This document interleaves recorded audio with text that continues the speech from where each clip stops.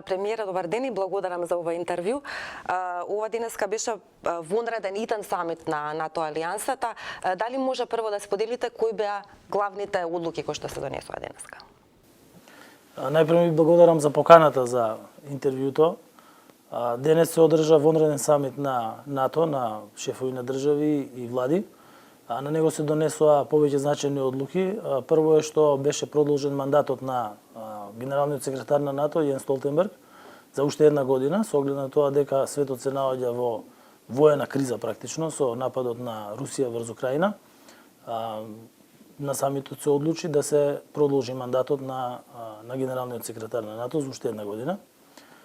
Второ се обрати председателот на Украина, господинот Зеленски, кој што ја истакна уште еднаш големата пожртвувана борба на украинскиот народ против руската агресија. Тој исто така се заблагодари за помошта која што ја добива од земјите членки на НАТО и од другите членки кои што делат од другите земји кои што делат исти вредности како и членките на НАТО, и таа помош се состои од материјална помош која што е потребна на украинскиот народ кој што се бори практично за својата слобода.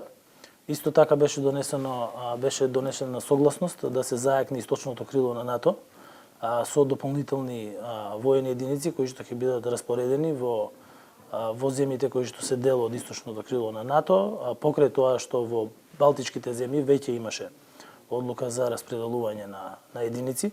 Тие се таму согласно со договорот од Вашингтон да го штитат територијалниот интегритет на земјите членки и се наоѓаат практично во одбранбена состојба во тие држави. Исто така беше осудена уште еднаш воената агресија која што Русија ја изврши врз Украина, и беа исто така афирмирани и реафирмирани повиците за санкции врз Русија со оглед на тоа што дека земјите членки на НАТО сите сметаат дека ова воена агресија треба да престане, и еден од начините за деескалација е да економски се изолира Русија и нормално и незините политичари, со оглед на тоа дека тоа е невоениот начин, бидејќи секое друго мешање на НАТО во Украина би представувало поголем воен конфликт, и затоа мора да се балансираат одлуките кои што се носат.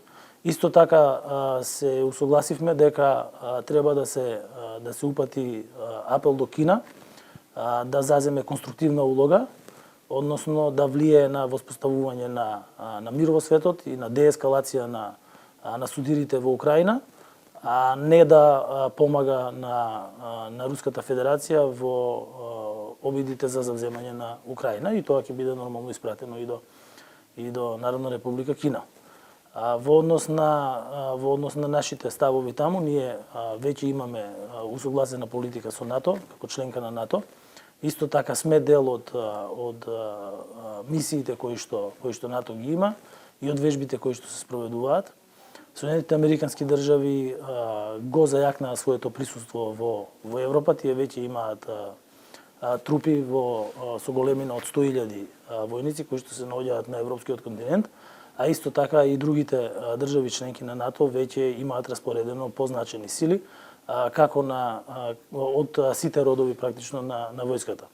Во однос на помошта на Украина, сите земји веќе имаат испратено помош на украинската држава и пред се на украинскиот народ, кој што е во исклучително тешка состојба и која што се состои од секаков вид на помош кој што може да помогне во вакви услови. Во однос на бегалската криза, која што е бегалска криза од невидени размери после Втората светска војна, веќе Полска, која што е најмногу изложена, ги има ставено своите капацитети во функција на прифаќање. Веќе во Германија исто така се зголемува бегалскиот бран, како и во другите земји кои што граничат со Украина. Ние како држава веќе ги донесовме потребните одлуки за идентификување на капацитетите и на обезбедување на сите материјални средства кои што се потребни согласно со нашите можности, се разбира, и сместувачки капацитети за прифаќање на евентуалните бегалци кои што би дошли од Украина. До сега немаме регистрирано бегалци од Украина, меѓутоа сепак сме подготвени да им помогнеме на украинските бегалци, бидејќи ние сме држава која што во минатото имала бегалци и соодветно се однесувала, меѓутоа и сме држава која што во минатото имала и своји сограѓани кои што истото го имаат почувствувано. Дали председателот Зеленски за време на неговото обраќање го повтори барањето за затворање на небото од страна на тоа? Барањето за затворање на небото не беше експлицитно поставено со оглед на тоа што затворање на небото би значило директен воен конфликт помеѓу НАТО и Дали Зеленски го побара? Не, Зеленски, председателот Зеленски практично се заблагодари за целата помош која што добива од НАТО земјите и од другите земји членки во материјална помош како Украина. Исто така се заблагодари и на санкциите кои што се воведени врз Русија, бидејќи се смета дека на тој начин ќе се ограничи воената интервенција на Русија и ќе се одврати практично Русија од продолжување на воените действија кои што ги прави во Украина. Овие действија веќе представуваат неколку го истакна тоа практично грознификација на украинските градови, бидејќи ако го видиме градот Мариупол, тој е комплетно срамнет со земја, не се работи за мал град, се работи за голем град кој што се наоѓа во јужна Украина.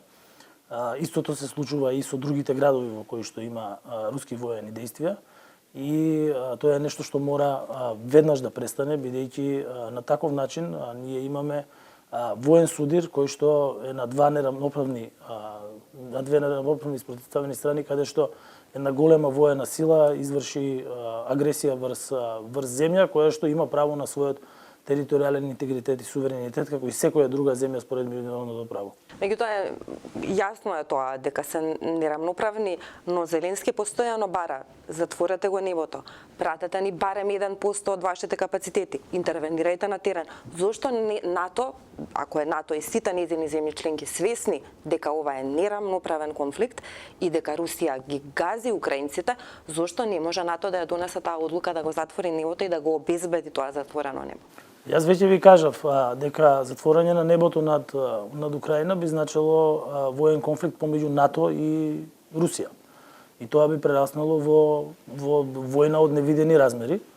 Од таа причина одлуката и на НАТО и на другите земји кои што се дел од Европската унија и дел земји кои што се на пат за влез во Европската унија, одлуката е со економски санкции и други невоени средства за притисок да се одврати Русија од понатамошни воени действија.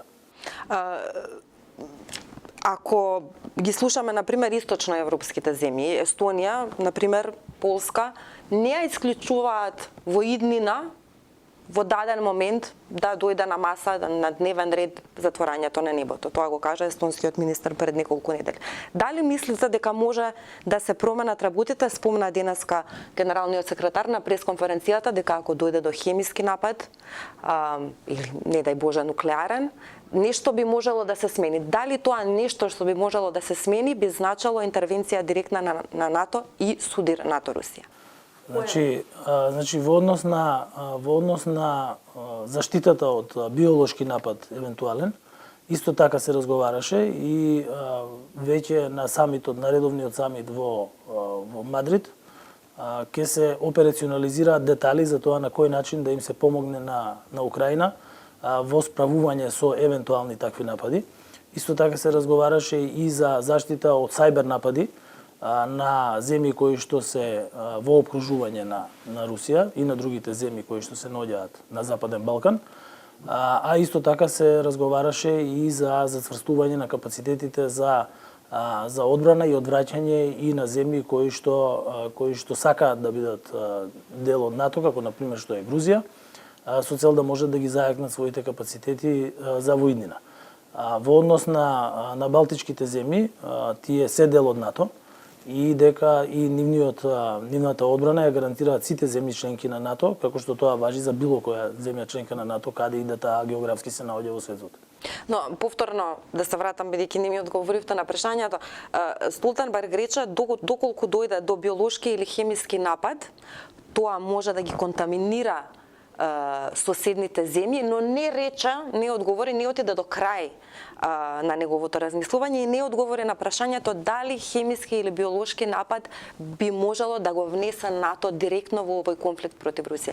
Која е вашата процена? Па тој логично дека не одговорил, затоа зашто за такво нешто треба да се направат анализи од страна на соодветните сектори во НАТО, бидејќи НАТО не само што представува алијанса која што ја представуваат на највисоко ниво претседатели на држави и премиери на влади, туку има и сектори безбедносни и од сите аспекти кои што ја следат состојбата. Амбасадорите во практично цивилното крило на НАТО, цивилниот дел на НАТО постојано имаат состаноци во однос на политичките прашања, меѓутоа секако дека постои и воениот сектор на НАТО во кој што се следи состојбата и во Украина, меѓутоа и од евентуални напади. Вие спомнавте што би се случило доколку се случи нуклеарен напад. Доколку се случи нуклеарен напад, ние ќе имаме нуклеарна војна од размери какви што не се видени до сега во светот. Јас искрено се надевам дека такво нешто нема да се случи, бидејќи евентуален нуклеарен напад не би значило само напад на една точка, туку тоа би значило и ширење на контаминација на пошироки простори со стотици километри. Ја искрено се надевам дека до тоа нема да дојде и дека ќе се вразуми рускиот претседател да овој бесмислен напад практично врз Украина конечно се прекине. Зеленски спомна дека имало напад со фосфор во Украина, но Столтенберг повторно денеска не сакаше, не можеше или не сакаше, во секој случај не ја потврди информацијата. Стана ли збор за тој напад денеска? Да, тој информираше Зеленски врз основа на нивните информации кои што ги имаат од теренот во Украина дека имало напад со фосфорни бомби во текот на минатиот ден и тоа сигурно дека надлежните сектори ќе го разгледаат. Меѓутоа исто така се ова ќе биде предмет и на меѓународни организации кои што се занимаваат со заштита на човекови права, па и со обвинување за тешки насилства кон човештвото. Значи, од страна на НАТО службите не е потврдено дали... Денеска го истакна тоа на состанокот Зеленски. Значи, допрва ќе се анализира. Да. Сакам да прашам за санкциите кои што ги спомнавте.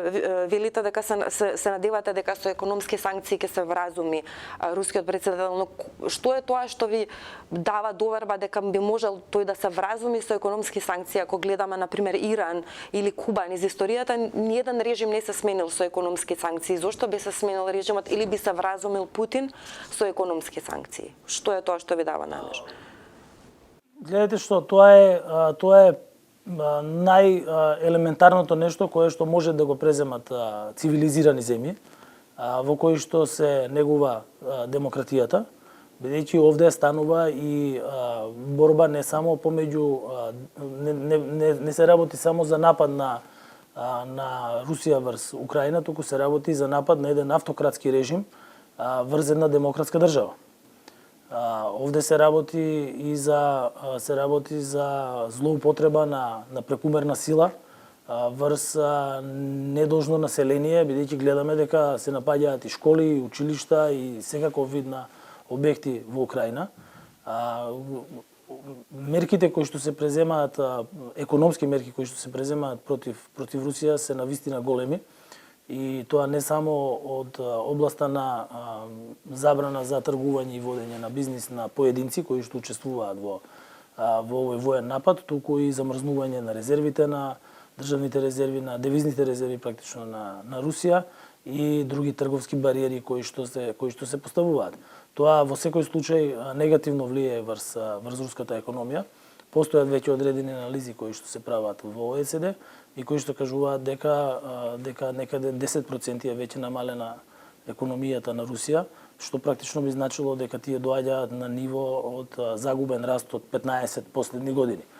Сепак сметам дека и рускиот народ и руската држава заслужуваат да напредуваат и во економски и во секој смисол, и дека оваа војна која што нивниот претседател практично води против Украина е прво непотребна и второ е бесцелна, бидејќи на крајот на денот со неа ништо нема да се постигне и на крајот пак секогаш војните завршуваат со преговори, а остануваат само човечките жртви кои што не должни имаат паднато. Стана збор за санкции во нафтениот сектор, гасот, енергетскиот сектор, разговаравте за тоа денеска? Во енергетскиот сектор проблемите започнаа и пред започнувањето на воената агресија од Русија врз Украина. И тоа пред се однесува на зголемената цена на енергенсите. Тие беа резултат на други движења кои што беа пред војната. Тоа прво беше преминот на обновливи извори на енергија во Европа од традиционалните необновливи извори на енергија. Второ, покачувањето на цената на CO2 сертификатите против загадувањето, како и недостатокот на ветер во северните мориња, каде што доминантно доаѓа ветерната енергија во Европа. Од тој аспект веќе беа преземени првите чекори во Европа во однос на енергетската транзиција. Значи, покрај тоа што се градат капацитети од обновливи извори на енергија, исто така веќе се работи во голем број држави на диверсификација на снабдувањето со газ доминантно, бидејќи тоа е енергенс кој што најмногу се користи од Русија во Европа, вклучително Германија, вклучително и нашата држава, Северна Македонија и сите наши соседни држави. Ние веќе донесовме одлука во тој контекст, односно ги донесовме потребните одлуки за влез во меѓународниот LNG терминал во Александрополи. Веќе и минатата недела се потпишаа договори помеѓу ЕСМ и Александрополи за закуп на количини на LNG газ, кој што доаѓа газ од други извори, не од Русија, туку од други држави кои што го продаваат, и исто така се работи на поврзување со цевковод, со гасовод од Александрополи до нашата држава. Но тоа е познато и тоа се мерки на долг рок. Меѓутоа сега веднаш доколку има санкции врз енергетскиот сектор руски, од кој што сме ние целосно зависни во Северна Македонија, дали не стравувате од социјални немири во земјата? Знаете како, ние мора да се определиме дали сакаме да поддржиме или да бидеме неми и неутрални на воена агресија што се случува врз независна држава Украина од страна на Русија, или сакаме да бидеме на вистинската страна на историјата, бидејќи македонскиот народ секогаш бил на вистинската страна на историјата во секоја војна која што е водена, и тоа без исклучок сме биле секогаш на вистинската страна на историјата. Сметам дека економски последици и без тие санкции кои што ги споменувате во однос на гасот, светот претрпува голема економска криза, најголема после Втората светска војна, заради нападот на Русија врз Украина. Да не заборавиме, цените на енергенсите се 5 пати покачени, цената на електричната енергија е 5 пати покачена, цената на храната е дуплирана, цената на вештачките ѓубрива од кои што зависи производството на храна е зголемено за 300%, доколку успеете да најдете вештачки ѓубрива, и сето тоа направи комплетен дисбаланс во светската економија. Во однос на евентуалното снабдување со руски газ или одреден прекин, ние како држава нормално дека правиме анализи за алтернативно снабдување. Тоа би се правило со LNG газ нормално, преку пристаништето во Солун и преку другите околни пристаништа, и тоа го прават сите држави.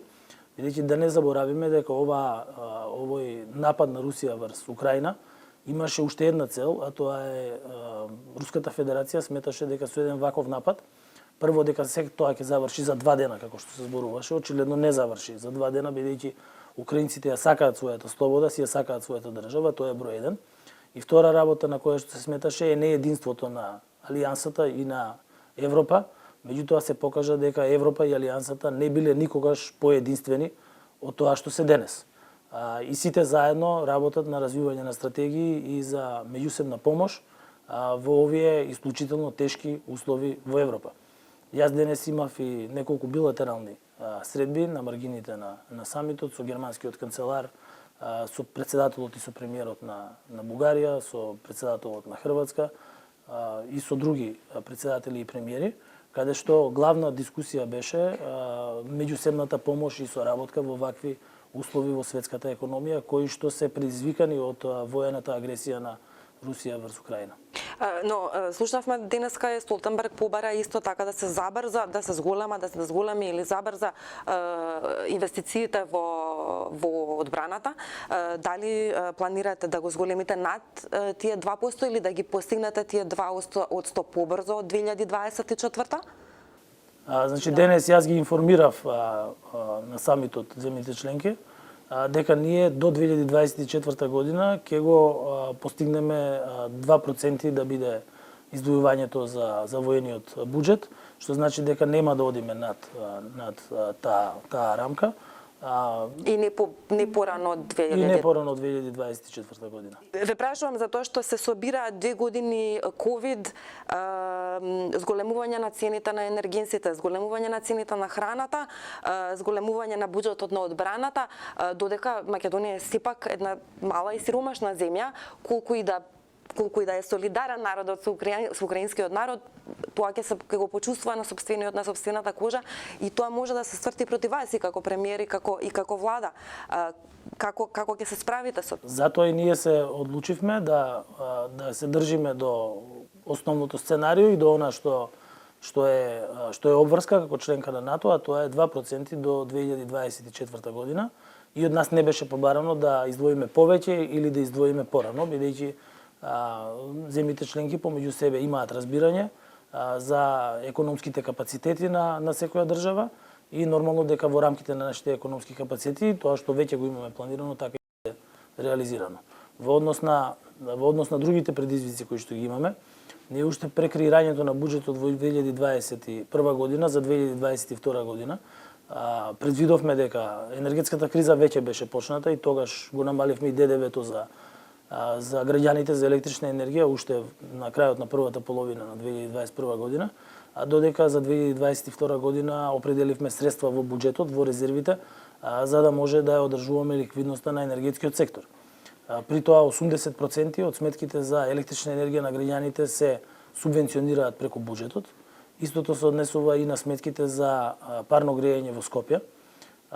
Пензиите ги покачивме, и ја сменивме методологијата со тоа што ќе имаме најголемо покачување на пензиите во оваа година и методологијата ќе важи за сите години нанапред. Со тоа што веќе порастот на пензиите за пензионерите нема да зависи од никаква политичка волја или од тоа дали има или нема изборни во одредена година, што беше случај секогаш во минатото, што значи дека сега таа методологија е ставена со закон и дополнително определивме помош од месечно за 3 месеци по 1000 денари, за да може да се справат полесно пензионерите со растичките цени на храната и на енергенсите. Второ, ја зголемивме минималната плата. Да не забораваме, пред само 5 години минималната плата беше 9000 денари, сега минималната плата е 18000 денари. Пред 5 години беа потребни 4,25 минимални плати да се покрие една потрошувачка кошничка. Сега се потребни 2 минимални плати да се покрие една потрошувачка кошничка. Тоа го направивме низ социјален диалог со синдикатите. Исто така во голем број од индустријските и во општествените гранки се предвидува зголемување на платите, например во Министерството за внатрешни работи од 5%, во здравството во изминатите години се правеа големи покачувања на платите, во високото образование се предвидени. Секогаш постои притисок од страна на синдикатите за зголемување на платите, јас тоа секогаш сум го разбирал. Меѓутоа, треба да се има разбирање и од синдикатите за ситуацијата во која што се наоѓа светската економија. Тие не смеат да ги политизираат барањата во одреден момент, бидејќи во овој момент ние работиме и на усогласување дневно на фискалната и на монетарната политика, бидејќи покрај тоа што буџетот мора да ги сервисира и ги сервисира сите потреби на граѓаните, исто така мора да биде усогласен и со монетарната политика за која што е задолжена Народната банка на државата, со цел да може да се следи и да се следи и нивото на инфлација која што на светски рамки е на високо ниво со оглед на зголемените цени на храната и на енергенсите. Ние водиме одговорна политика и фискална и монетарна со цел да се задржат фундаментите на македонската економија. Тоа го направивме во време на ковид кризата, кога со 6 пакети на антикризни мерки ја помогнавме и економијата и најранливите граѓани и зачувувањето на работните места, и што се потврди како исправно не само од страна на владата, туку и од меѓународните финансиски институции. АМФ во своите извештаи потврди дека благодарение на тие мерки зачувани се над 60.000 работни места, а веќе во 2021 година, посебно во втората половина од годината, имавме раст на македонската економија. Раст беше предвиден и за 2022 година, како од страна на Министерството за финансии, така и од страна на Светската банка и Меѓународниот монетарен фонд. Во овој момент сите меѓународни финансиски институции со оглед на кризата која што се случува во Украина, воената агресија од Русија во Украина, прават нови проценки во однос на тоа колку тоа негативно ќе влијае на растот на светската економија, на растот на американската економија, на растот на европската економија и нормално на растот на економиите кои што се поврзани меѓу себе, секако дека ќе има негативни последици, и тоа ќе зависи од сценариото врз основа на кое што ќе се развива оваа криза. Постојат практично три сценарија. Едното е деескалација, кога практично би имало и најмал пад на светската економија. Второто е продолжен конфликт, кога би имало пад на светската економија, меѓутоа не со тој интензитет меѓутоа со интензитет кој што ќе биде поголем од случајот на деескалација.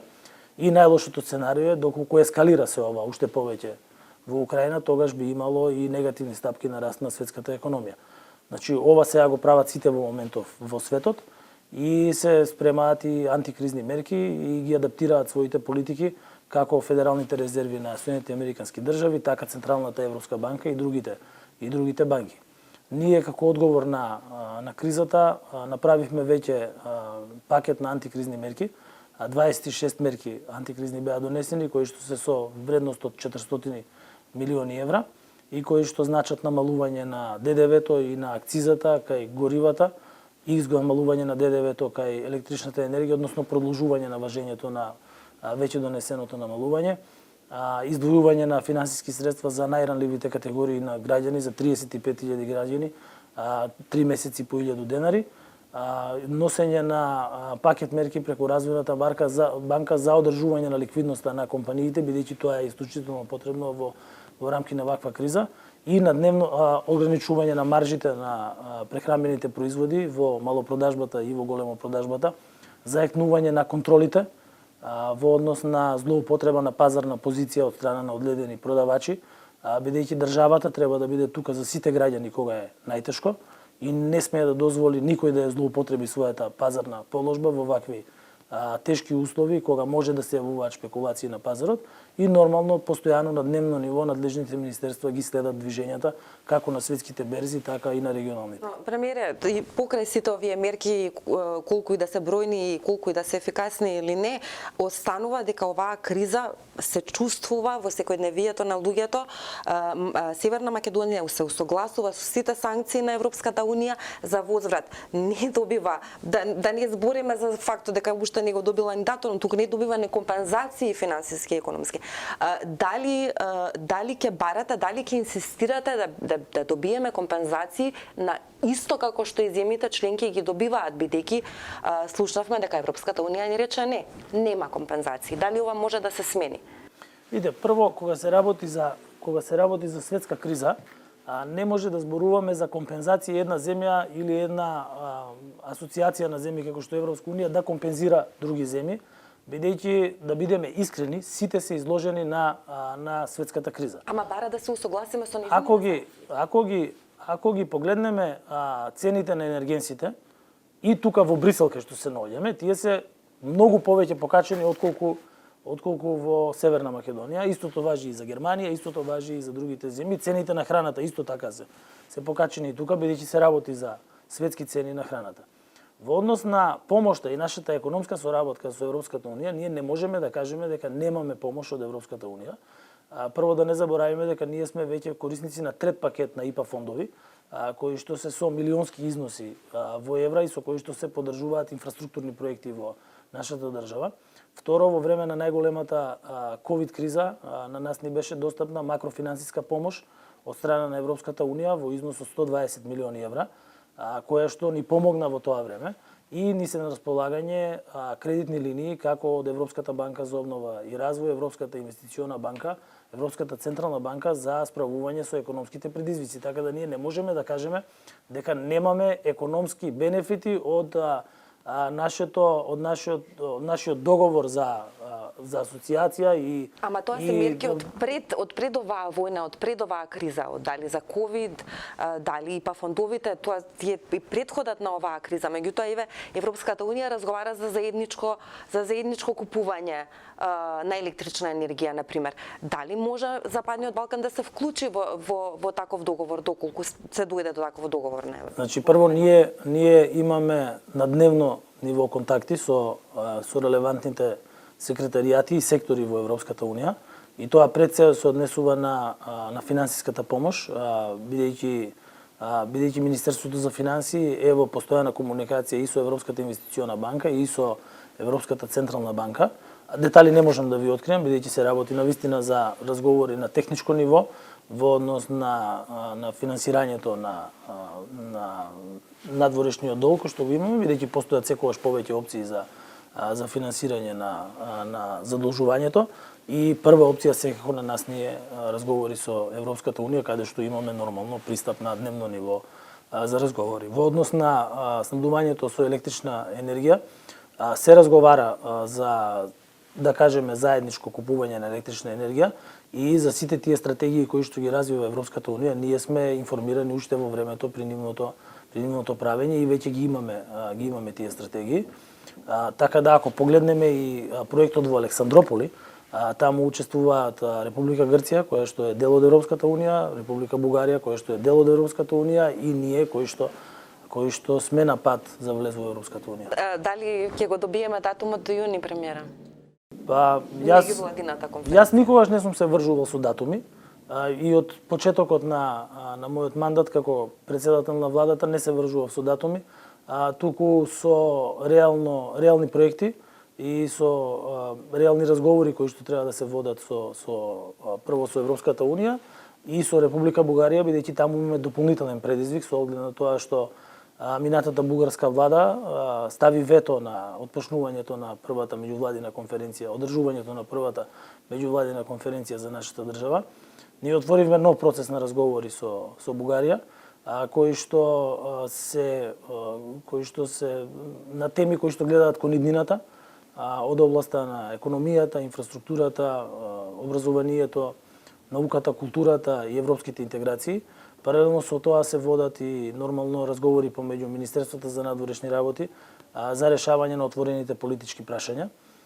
Едно прашање заради градење на доверба, знаете дека беше решено, а тоа е нотата која што испративме во Обединетите нации за краткото и долгото име на државата, при што беше и потпишан договорот за прекугранична соработка, кој што го немавме заради тоа потпишано со Европската унија и каде што сега одредени фондови се достапни за прекугранична соработка и градење на одредени проекти помеѓу организации од двете држави.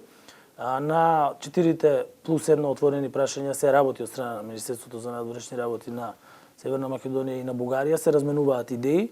Во моментов не постои документ кој што е усогласен и во моментот кога ќе постои таков усогласен документ, нормално дека тој ќе биде комунициран со институциите релевантни во државата и потоа и со јавноста. Значи не знаете, не можете да кажете дали до јуни ќе ја отвориме? Јас јуни никогаш не го имам спомнато.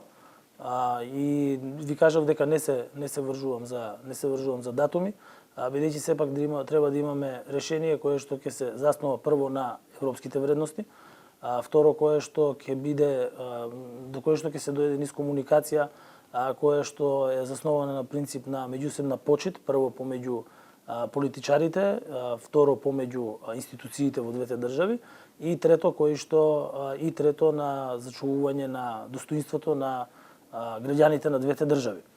Само едно такво решение може да представува добра основа за прво отпочнување на преговорите и второ градење на меѓусебна доверба помеѓу две соседни држави кои што треба да си помагаат меѓу себе и кои што треба да представуваат во светот пример за економска и секаков вид на соработка и напредување на стандардот за граѓаните на двете држави. И последно прашање, бидејќи мислам дека го надминавме времето, министерот за надворешни работи во понеделникот во Европскиот парламент предупреди европретениците дека не само што паѓа поддршката за Европската унија, туку расте и поддршката за вклучување, придружување во таа никаква Евроазиска унија. Значи, знаеме дека во Северна Македонија постојат симпатии кон Русија, постои поддршка за Русија. Дали повторен пораз во нашите европски интеграции до јуни може да значи и заекнување на тоа проруско расположение кај еден дел од населението? Значи, неотпочнувањето на преговори со Република Северна Македонија дава лош сигнал бидејќи ние веќе имаме 4 позитивни извештаи од страна на Европската комисија за нашиот напредок во согласувањето со регулативите на Европска унија. Тоа дава лош сигнал како за нас, така и за целиот регион. Министерот за надворешни работи сподели тоа што беше дел од одредени истражувања, а тоа е дека прво поддршката за Европската унија е се уште на исклучително високо ниво, над 68%.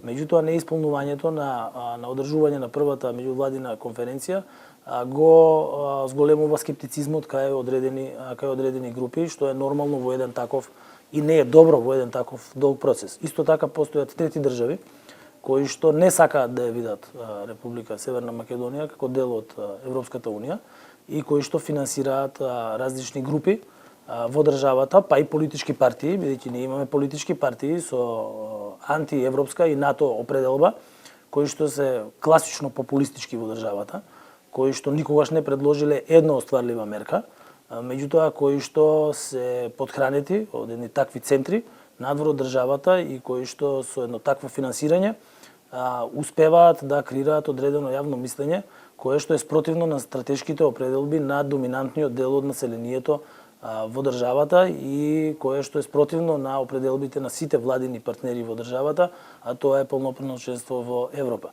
Бидејќи да не заборавиме, ние сме најновата членка практично на НАТО, која што беше донесена станавме со оглед на благодарение на тешките одлуки, големи кои што беа донесени во изминатиот период. Меѓутоа сега гледаме колку е значајно да се биде земја членка на НАТО со оглед на тоа што безбедноста на државата се гарантира од најголемиот безбедносен и одбранбен воен сојуз во светот. Благодарам, премиер. Благодарам и на вас.